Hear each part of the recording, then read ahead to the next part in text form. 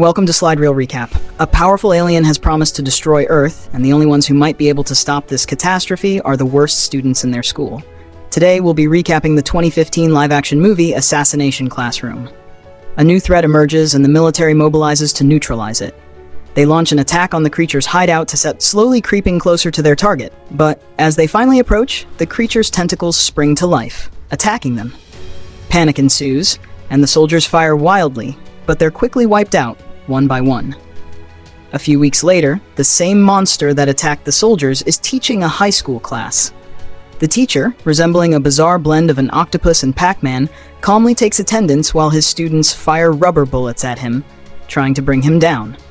So, how did a bunch of teenagers end up caught in this bizarre scenario? It all began when they entered their final year of school.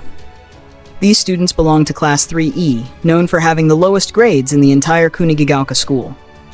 Meanwhile, Class A is home to the elite students, who, according to the principal, have a bright future ahead of them.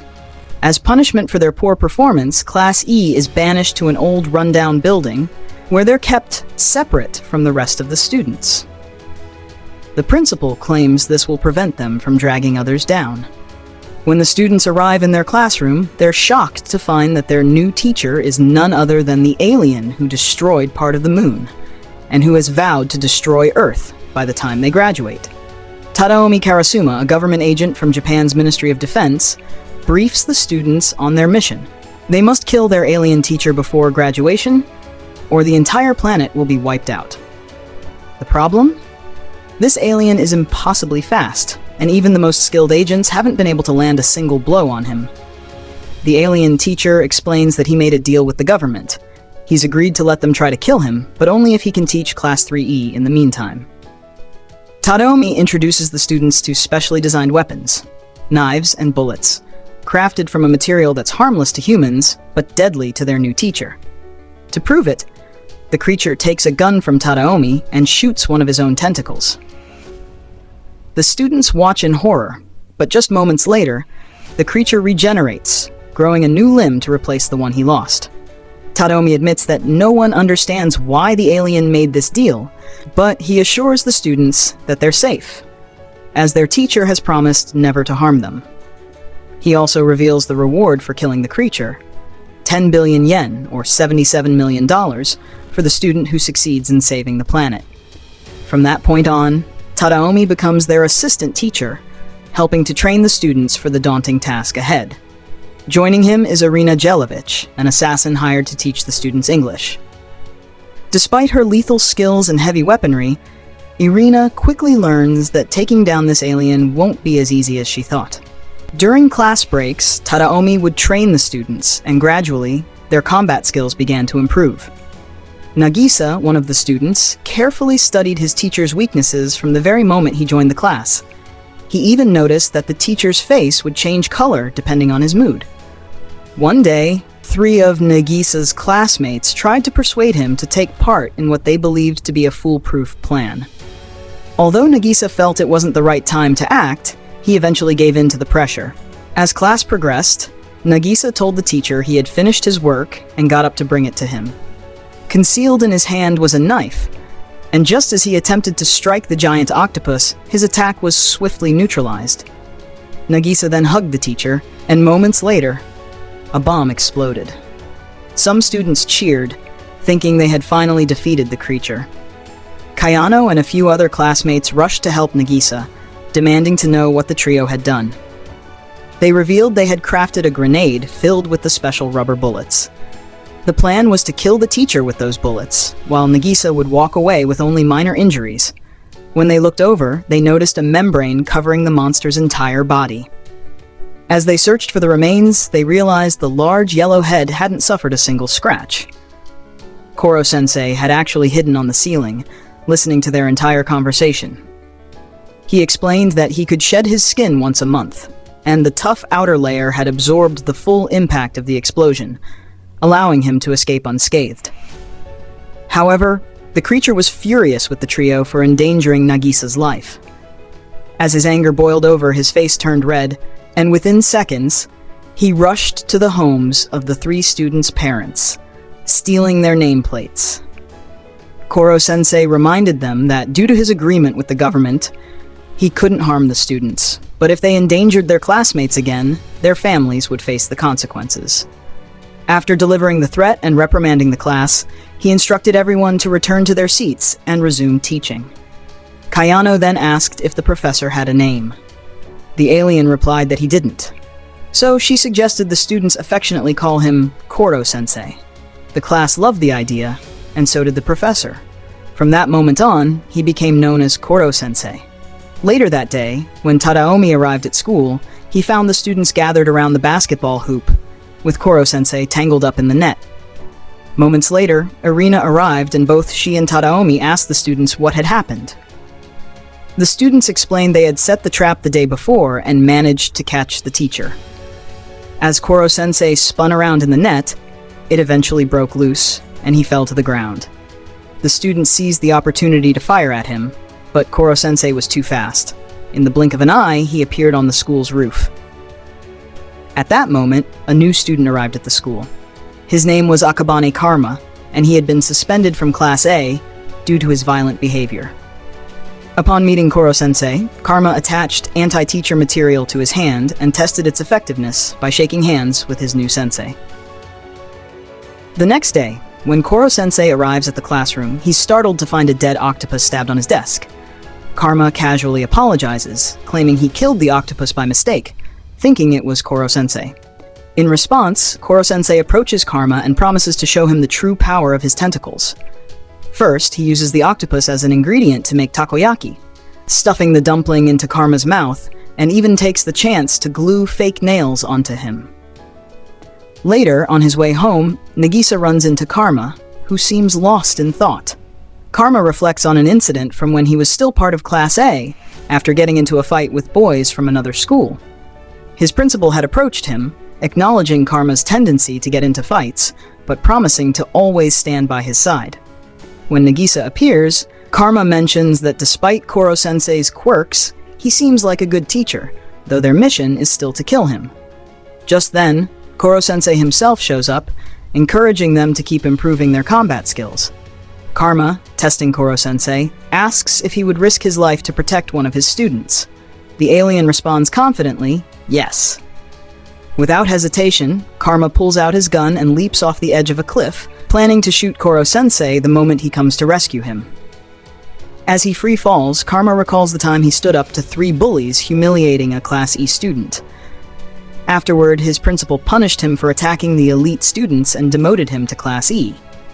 Meanwhile, Koro-sensei uses his tentacles to create a web, catching Karma mid-air and safely preventing him from falling, without giving Karma the chance to shoot. Frustrated by the failed plan, Karma is brought back to the surface and leaves in silence. At the Ministry of Defense, the president notes that in the past 2 months, since Koro-sensei's arrival, Japan has been bombarded with missiles from various countries. However, each time, the alien octopus had saved them. The president admits that he originally intended to let Tadaomi handle the situation, but since no progress had been made, he decided to send a new student to deal with the threat. The following day, during class, the new student is introduced. A robot equipped with artificial intelligence. Its sole mission is to eliminate Koro-sensei, but it has strict instructions not to harm any of the other students. For its first attack, the robot uses machine guns to try and kill Koro-sensei. As expected, its efforts are futile, but the robot has an incredible capacity to learn and evolve. As class goes on, the robot continues its relentless attacks, much to the annoyance of the students, who can barely focus on their lessons. To make matters worse, they have to clean up the mess left behind after each assault. Despite this chaos, the robot is making progress. Thanks to its learning abilities, it now has a 0.01% chance of defeating Koro-sensei on its next strike. If it continues evolving at this rate, that number could reach 90% by graduation. However, the students aren't impressed by the odds. Their main concern is being able to focus in class without constant interruptions. To stop the robot from shooting, they decide to chain it up, preventing it from using its weapons. After class, Koro-sensei approaches his newest student and presents a stack of papers containing detailed data on all of his students. In order to better understand his classmates and develop good relationships with them, the robot decides to study his peers. The next morning, as the students arrive at school, they each receive a notification on their phones.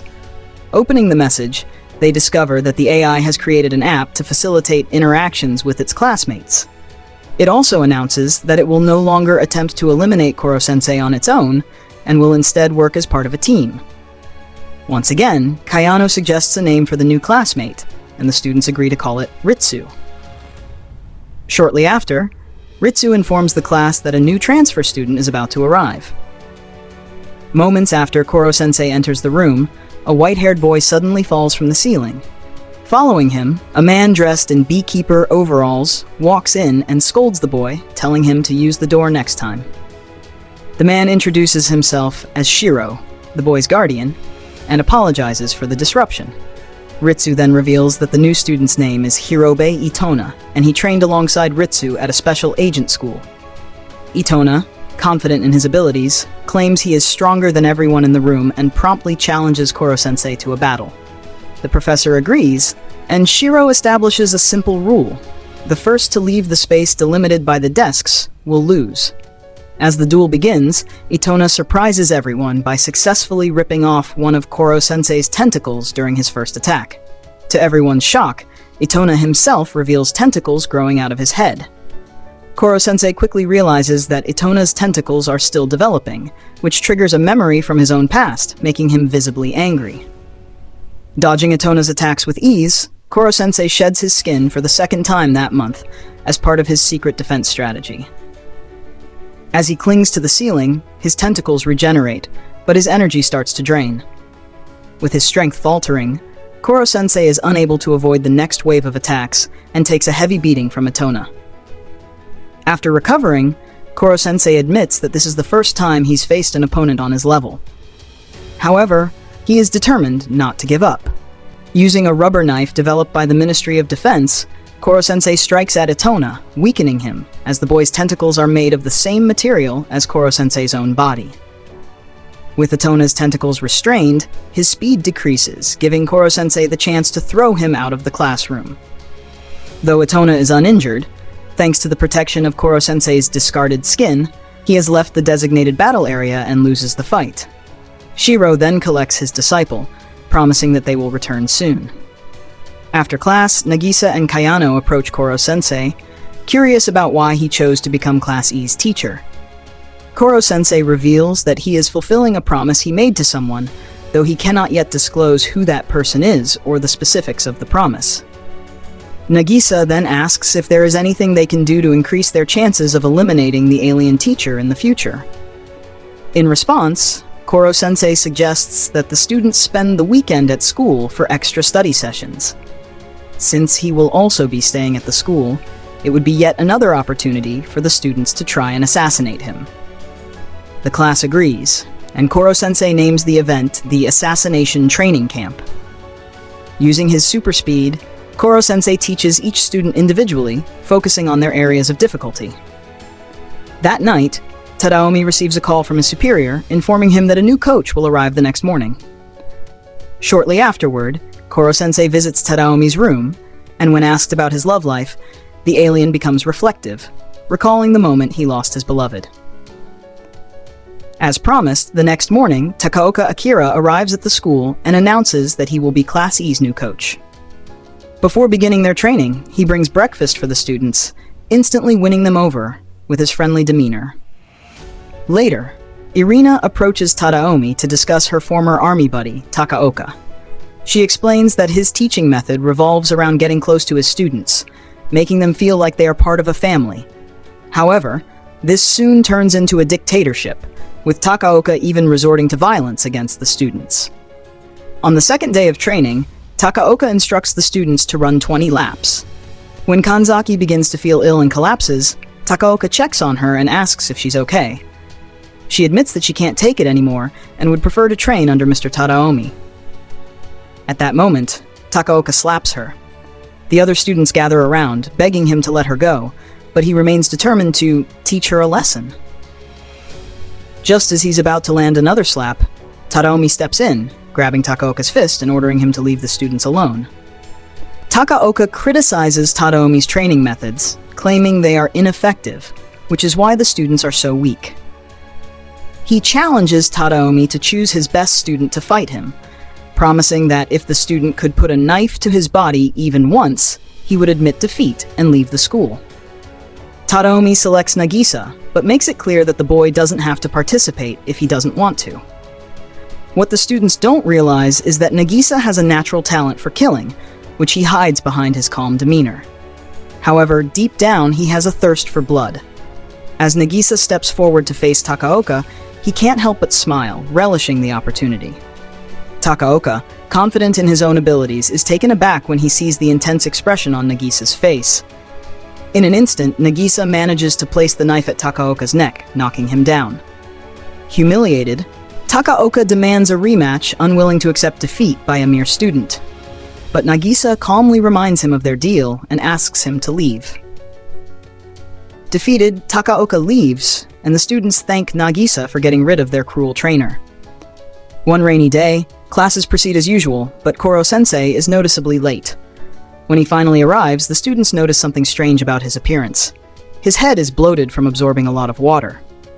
During science class, Okuda approaches Koro-sensei with a poison she crafted, asking him to drink it. The students mock her for her naivety, but Koro-sensei obliges and drinks the strange liquid.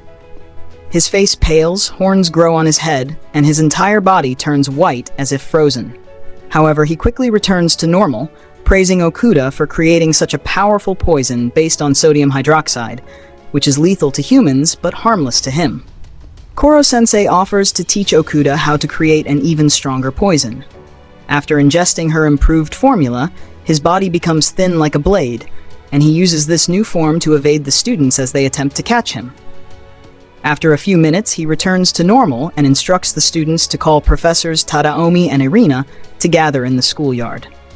Once assembled, Koro-sensei teaches the students that a good agent always has a plan B in case plan A fails.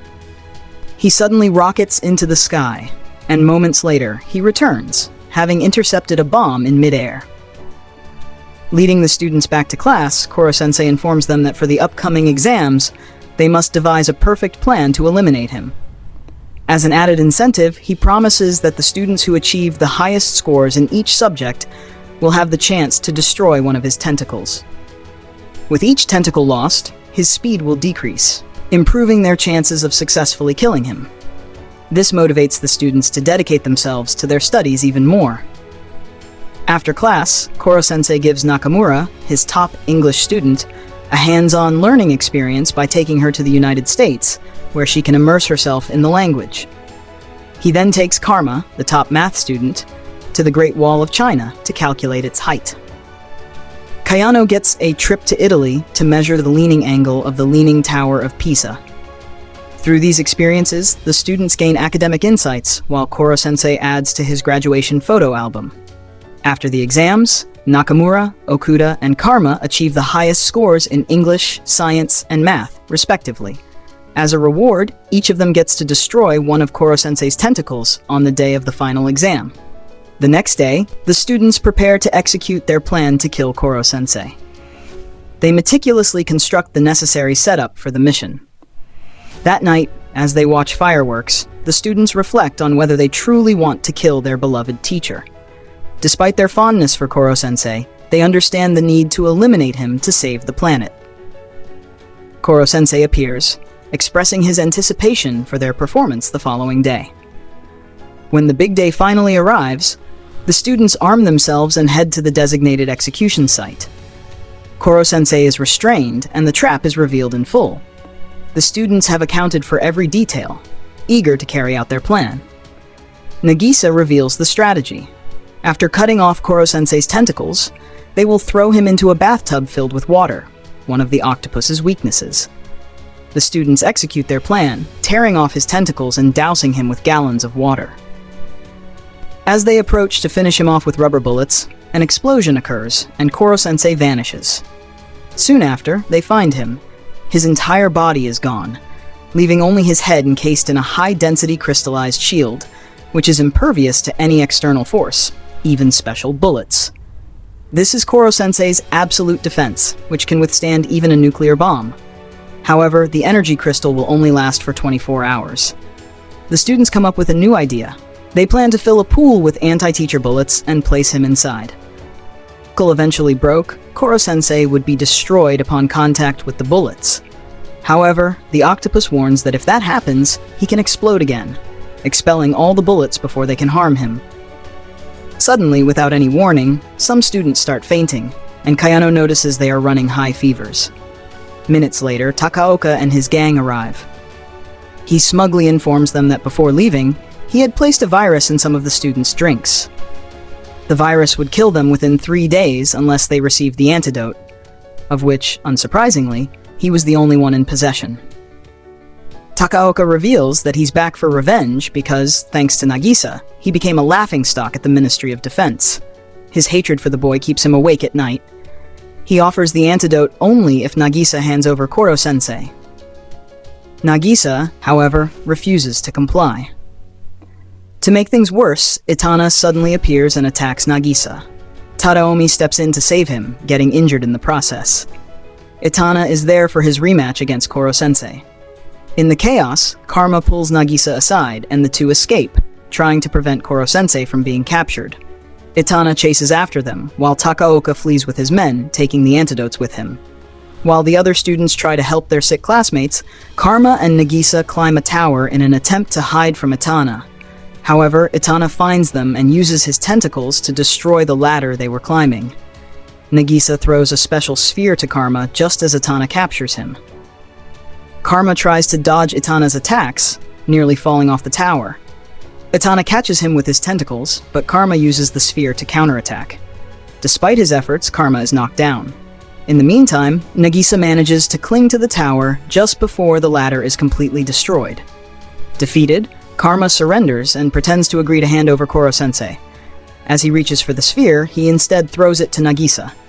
Itana, caught off guard, releases his tentacles to attack. But just then, it begins to rain, and with his body wet, Itana loses his powers.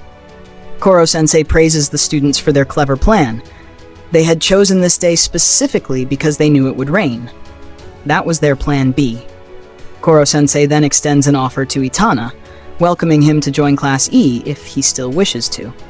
Suddenly, the boys receive a message from Ritsu, informing them of the events at the school. Nagisa appears, holding a bag, and confronts Takaoka, who is waiting for him.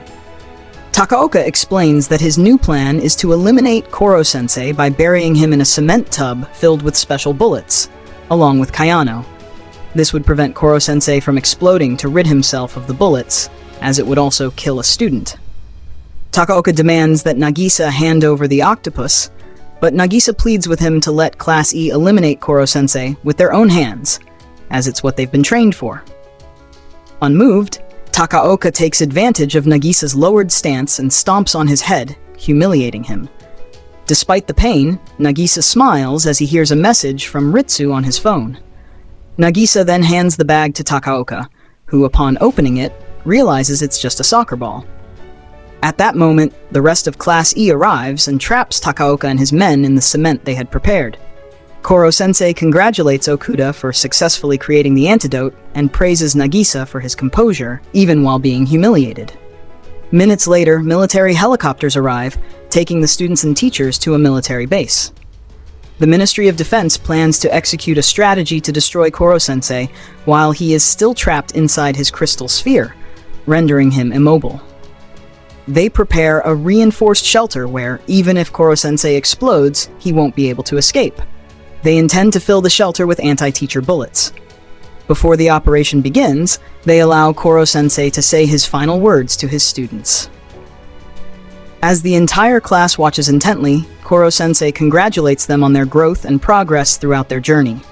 He expresses that there is no greater joy than witnessing their development, and thanks them for the privilege of being their teacher. With his final words, the countdown begins. The entire sphere is soon covered by special bullets, and when the explosion finally happens, the shelter remains intact. Everyone believes Koro-sensei has been destroyed. The students burst into tears, unable to accept the death of their beloved teacher. As Nagisa wipes his eyes, yellow tentacles suddenly emerge from behind him, gently offering a tissue. Startled, he turns around and is shocked to find Koro-sensei standing there, alive and well. The soldiers, who had been certain of his demise, flee in panic, while Tadaomi smiles in relief, happy to see his colleagues survive. With their teacher's return, the students settle back into their school routine, including the familiar morning practice of aiming their shots at Koro-sensei's big yellow head. But the question remains, will Class 3E manage to eliminate Koro-sensei before graduation? Or will the alien professor succeed in destroying Earth? What did you think of this movie? Let me know in the comments below. And if you enjoyed the video, don't forget to like and subscribe for more movie recaps. See you next time.